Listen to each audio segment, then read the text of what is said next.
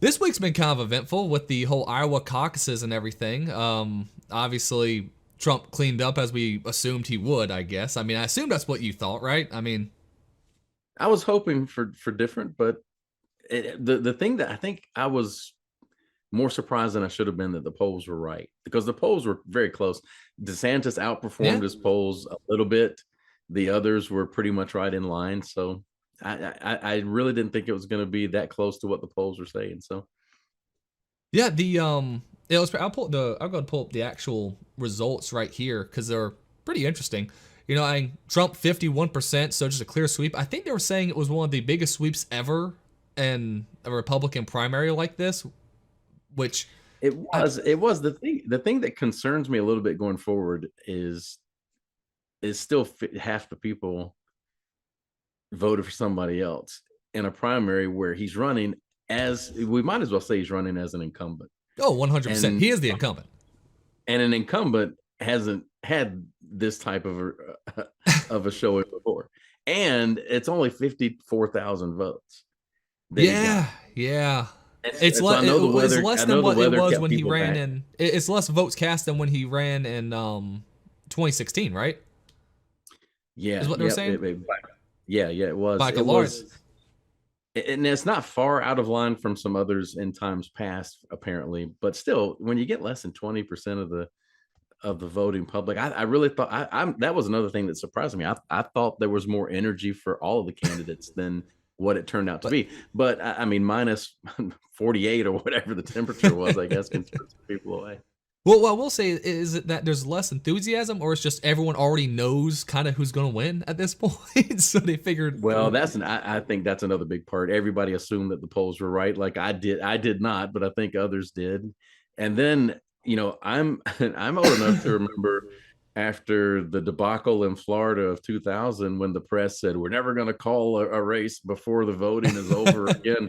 And 30 seconds into voting, with people still sitting in the caucuses before the even speeches started, every major news outlet had called the race. Which And so let's that be that was ridiculous. so let's be like, I know some people who are kind of like really pro DeSantis online were saying, "Oh, this is them trying to make sure to get Trump across the finish line." Now, I'm just kind of thinking like I really think it's just them trying to cause a bit more chaos, just because why everyone wants to be the first one to report. They want ratings. It's if they can't find a story, they'll make a story. Well, guess what? Now they get to talk about it. Now they get more publicity because of it.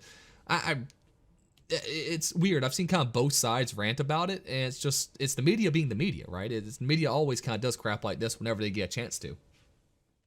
Thank you. Yeah, and then the one odd colored little county you got there was some shenanigans going on there apparently, Well, with not just that. I a think bunch of Democrats crossing over to vote for Haley. So I yeah. thought that Well, was interesting. there was multiple people who had videos of people who said they were Democrats who were the ones who were speaking for Haley at the caucus, which goes to show what the real plan is. I've seen a couple people now saying this that the plan isn't to replace Joe Biden with someone on the Democrat side.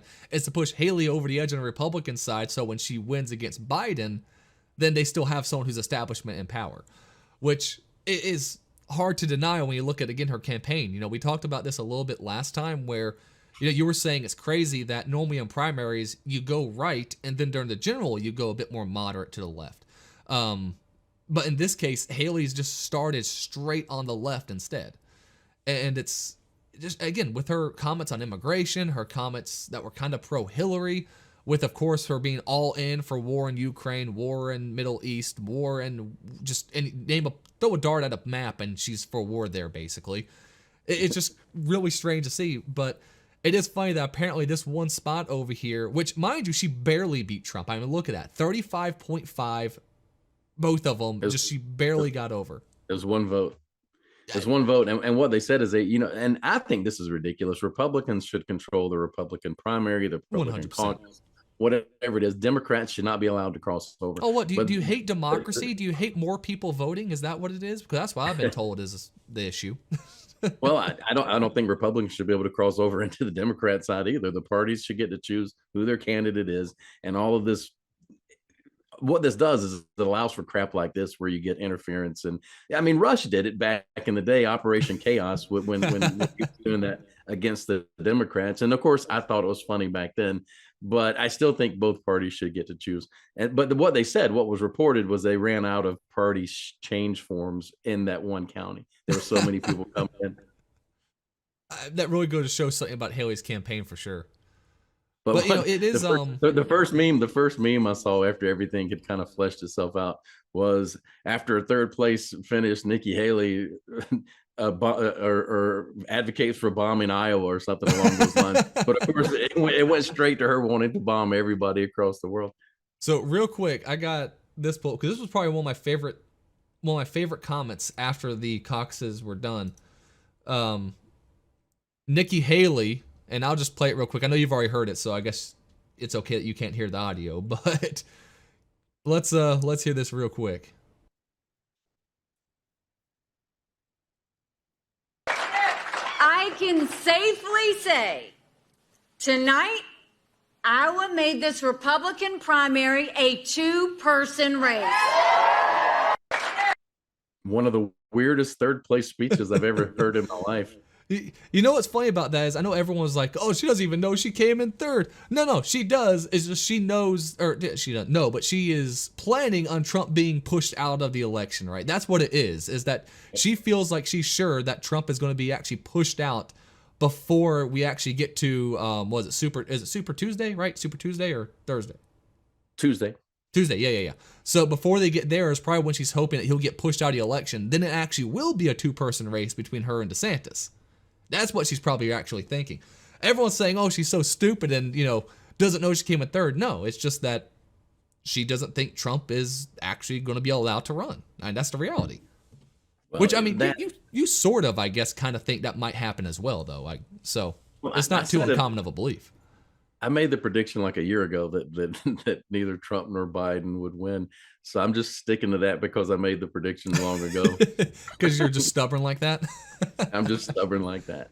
But the other thing is, I didn't see it as her assuming Trump's going out. I took it as just typical gaslighting that the establishment will do. And because she knows that the media is going to memory hole everything and set her up as much as they can. Not the media, but the establishment. The media wants Trump because that's where all their dollars are going to come from. Oh, their 100%. profits go through the roof when they got Trump. So we know what they can scream on the left all they want. Oh, we don't want Trump, but they talk about him every night. And if he's out of the picture, we already saw what happens to their ratings. Well, did you see what MSNBC said about the primary when it came to Nikki Haley? About the real reason why she lost? Well, that was Joy Reid, the ultimate racist who claims it was racism and sexism and every ism that she lost. Yeah, she said that. What was it? They were majority. I'll just pull it up real quick because it takes like 2 seconds. Here we go. Because this is just, again, whenever Joy Reid opens her mouth, it's comedy gold because of just how stupid she is. It's pretty funny. Let me just... New Hampshire. And I think to the point that you made, Steph, I mean, it's the elephant in the room. She's still a brown lady that's got to try to win in a party that is deeply anti-immigrant and which accepts the notion that you can say immigrants are poisoning the blood of our country.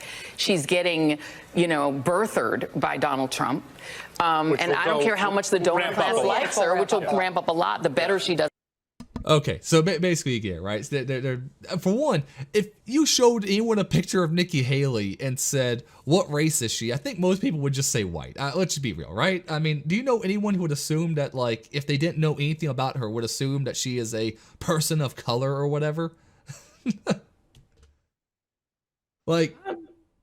I might would assume that or think that, but I mean, I don't know whether she is or isn't. It was such a dumb comment. And what's even dumber is her little leftist lapdog just sitting there just eating it all up. Oh, I know. Well, we can't criticize Joy Reid at all.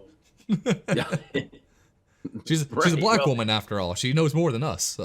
Well, I don't even think it's that. They wouldn't question it if you were up there saying it. They just, anything you can say that's going to be some leftist ridiculous comment, they'll lap it up. So the funny thing is, she points out the birther thing, except in this case, it actually is very much true. Nikki Haley's parents were not citizens of the United States, and that she was born in the country and made a citizen afterwards. If you don't believe the 14th Amendment should cover birthright citizenship in the way we currently have it established, then that's 100% correct, actually. Now, don't get me wrong. I'm not saying we take away citizenship from people who already have it.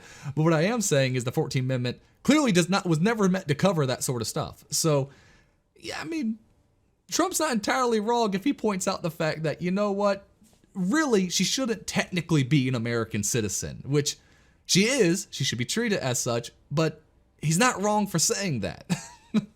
Yeah. How much is, I mean, if all the rumors are true that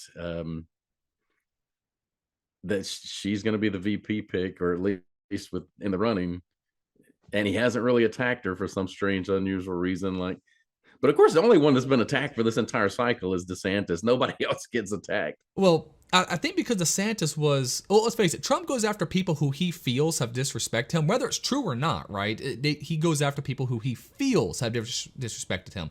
The minute he thought Cruz kind of backhanded him a bit, you remember he went after Cruz heavily. And that was funny as hell because he said, lying Ted, lying Ted. And the minute Cruz came around and endorsed him, or actually said, yeah, you know, Trump's a pretty good, you know, president overall, he starts going, you know, I always called him Lion Ted, you know, lion. But you know, he's petty, right? He didn't just attack Ted. He attacked his wife, his family. He attacked everybody. And you know who I supported in 16? I supported Ted. Yeah, same here. I remember so I was pissed at Trump.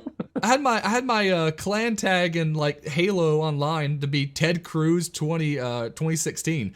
So like I had like I was all about Ted Cruz. He's the actually, yeah, still the only candidate I've actually ever donated to. I sent like $10. I was like, you know, this is a really good election. I actually have someone who I actually really actually like for once. Why not? I'll donate one. And that was almost a terrible mistake because then I got letters and letters and letters afterwards asking for more. But but to this day, he's the only candidate I've actually ever donated to. So I'm a big Ted Cruz fan, and it hurt me when he sat there and went after him the way he did.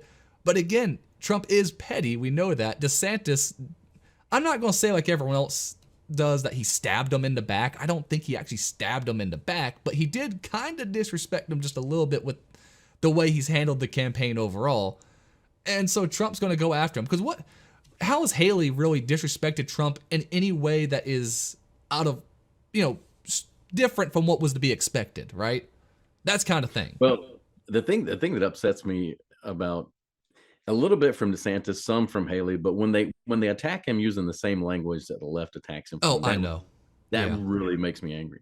Well, that's what attack him for what we don't like about him. Attack him for the vaccine and his and Fauci and the things that we don't like.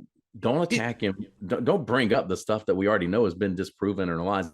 And for God's sake, don't call him an insurrectionist, because that we know that's a freaking lie, bigger than any lie that there could possibly be. Well, that's the thing is, DeSantis hasn't really, I don't think he's ever really gone straight out and called him any of that, but he has tiptoed around it and not directly said the people of January 6th, for the most part, should be pardoned, and Donald Trump had nothing to do when it came to any of the rioting that did take place. He hasn't been direct about it one bit.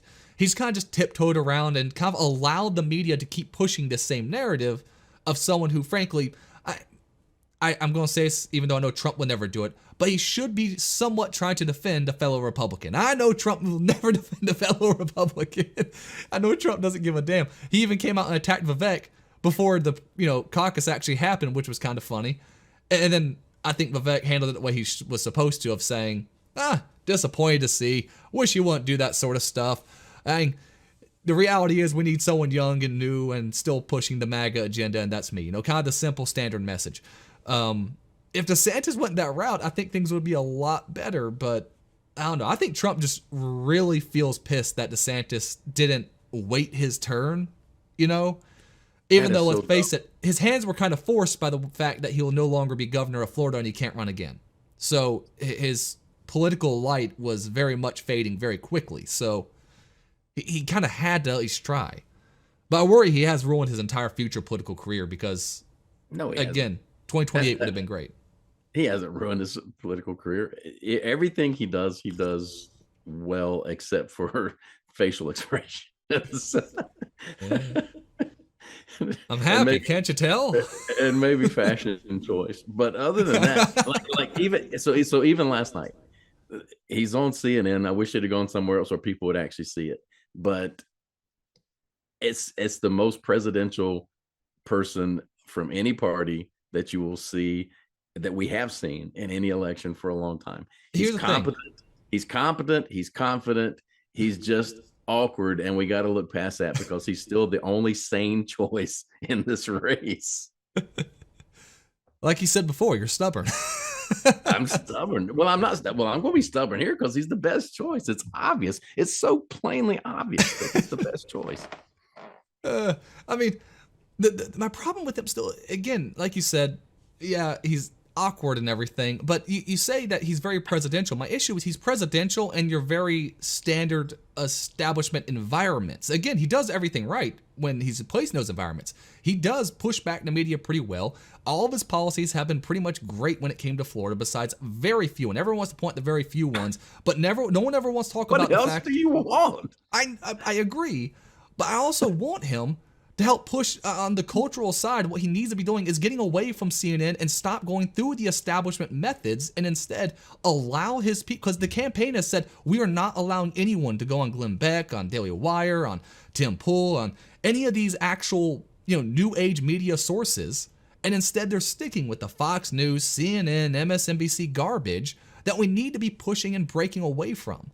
And well, that's dumb. And when they opened up on X, and you think, oh, this is going to be a different style campaign.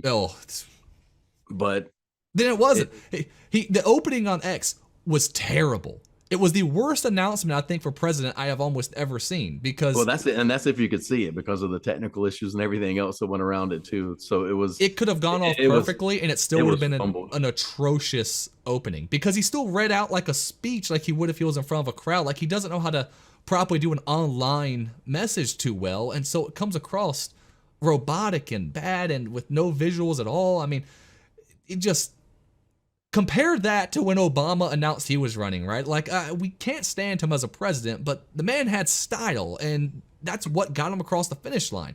We always hate this, but the reality is people do vote for the person they want to have a beer with. And I despise it. I absolutely hate the fact that's how we are, because it shows just how stupid of a country we are. If only Ron and Casey would have come down an escalator, it all would have been just fine to make some grand announcement with all fluff. Just a simple rally would have done it, and then stream it on X.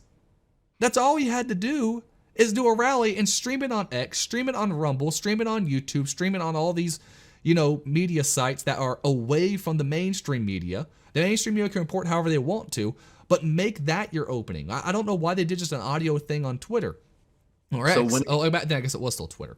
So when are you founding the Heavyweight Politics Media Group? Let's see, when we hit maybe 50,000 subscriber. Why wait? You gotta wait for the perfect time. You got an idea. You know how to promote these campaigns. Pick somebody there local right now that you're gonna help in Charlotte cross the finish line. Pick somebody deep red in that hardcore blue cesspool that you live in Mecklenburg County. I was talking with some of the people who run some of the Republican groups around here at one point, and it was funny because they were like, okay, we need someone who can, some of them were trying to go that route of saying we need someone who can appeal to both sides, yada, yada, all that bull crap. And I said, no, all you need to do is only 2% of people vote for stuff like city council, right? Almost no one shows up for these damn elections ever. Well, not just city council, not just AOC won with 8 votes. Yes. I mean, come on. So what's that? So there was a funny story I heard Tim Pool talking about. He was over, I think it was at Barrow, Alaska, right? I think you've been over there. Apparently that's not the city's actual name, right? No, I didn't know that. So it was 5-6 years ago, something like that, where 40 to 80 people or so got together and tried to push forward a bill to change it to some Native American name. And those 80 voters actually apparently got it through. And so the city's technically some weird Native American word I can't pronounce. But everything just still says it because no one knew the election even took place. But on all official documents, it's not Barrow, Alaska.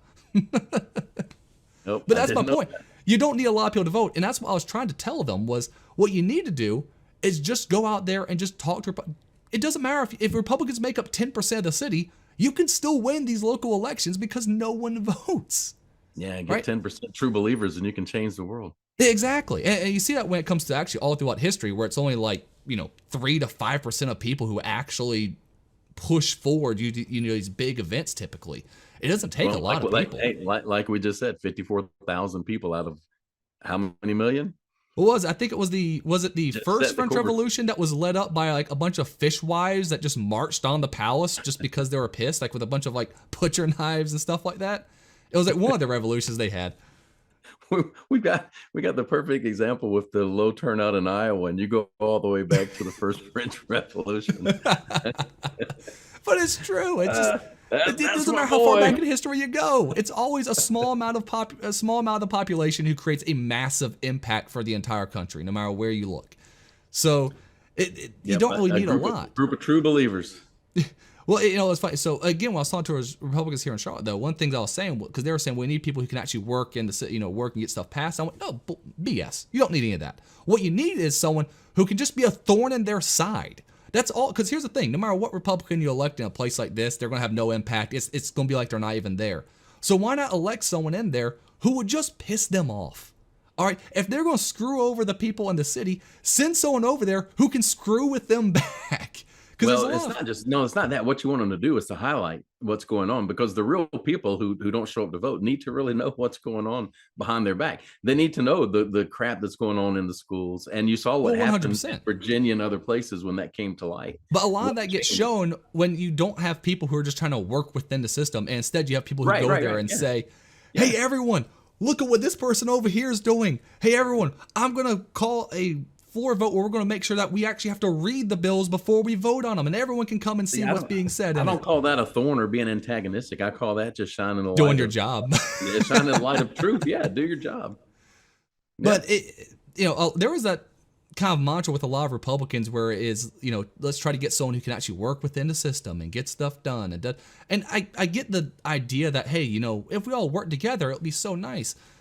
But we don't need to work together with people who think it's okay to castrate children. Like, I'm sorry, I don't care what they have to say on an issue. Ignore them, push forward what you want done. Do the big ask and settle somewhere on the right instead of going for the middle and settling on the left like we keep doing over and over. I do worry with the way DeSantis' campaign runs sometimes that there's a chance he might end up doing that if he became president. I don't think so because of his record in Florida, but when he runs his campaign the way he does, it makes even me just kind of wonder. Because he does walk that line in the establishment, like media circuits. Well, I don't know. Their media strategy's been off. I'll agree there, but I don't think it has anything to do or any indication of how he would govern.